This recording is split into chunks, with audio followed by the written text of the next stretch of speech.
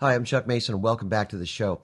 I've got another story and another episode to share about what I learned growing up from the greatest generation. It's World War II veterans and who they were as people, and what we can learn from their lives that can help us as we look to achieve not only our own personal goals, but try to put this country back together. I'm actually going to share a story with you about my mom. And because she was a part of that generation. When we think about World War II, we think about the people that enlisted and fought and served as some part of the military. But the entire war effort was the focus of the nation and the people that were here in America working, whatever they were working at, to be a part of the effort that produced all the material and that kept society together. Now, my mom was actually a little bit younger, but the thing that I learned from her life that was a part of each and every one of these people was what they experienced growing up during the Great Depression and what they experienced growing up as children. You know the statement, hard times produce great people produce good times, then good times produce weak people. And that's pretty much the way that this has worked.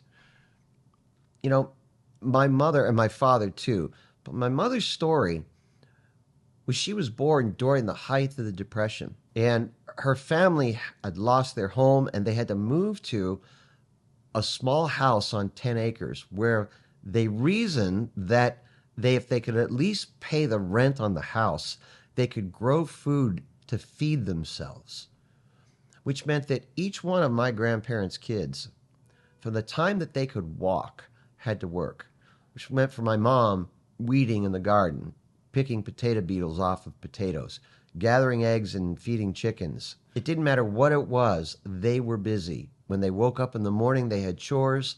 From the time that they went off to first grade, they went to school, they came home, they did their chores, they did their homework, they went to bed. The next day was rinse and repeat. Same thing, day after day after day. This wasn't about my grandparents trying to exact whatever labor they could out of the children. It was a matter of everybody working together to figure a way to eat. And my mother went to bed hungry more than once during those years.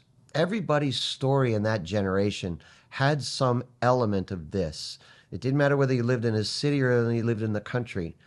These kids that later went off to war learned what it meant to not only focus on life, learn to live by a set of code that says, I'm going to wake up and give everything I have so that we survive together as a family.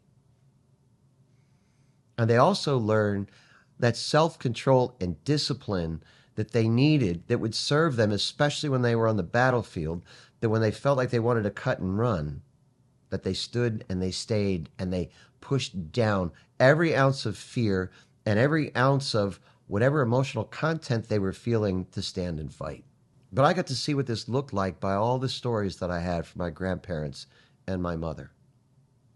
And what I want you to recognize is this. It was a woman who was born on a dirt poor farm, but yet her parents had her working not only the farm, but for her education.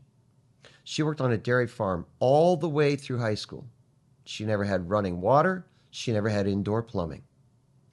And yet she studied hard. And at the end of the war, after the war in 1950, whenever she graduated from high school, she went off to nursing school and received essentially what was a college education for a woman at the time. Look, I understand that things are a challenge today, and I understand that things are tough.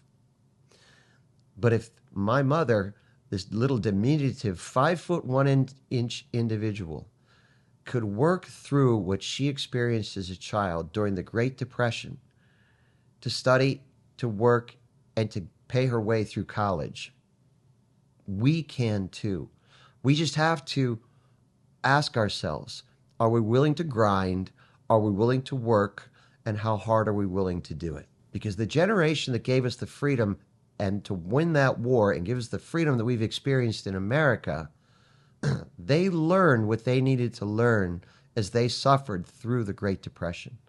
As they woke up every day having to work as children, not having the ability to play, there was no internet, there was no entertainment. There was nothing but relentless work and sacrifice day after day after day. And they embraced it, and they won that war, and they gave us what we have today. So I want to ask you, have you started the grind yet? What's your grind look like?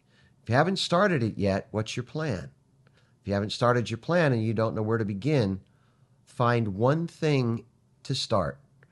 And I would encourage you today to start working on your fitness, start working out, start learning how to gain control over your emotions and over your desires, because that's what she learned, and that's what that entire generation learned as they suffered through hunger and through the fear of not knowing whether they were going to have a roof over their head. Once again, I want to thank you for being a part of this, a part of the show. Like, share, subscribe, and let us know about your grind.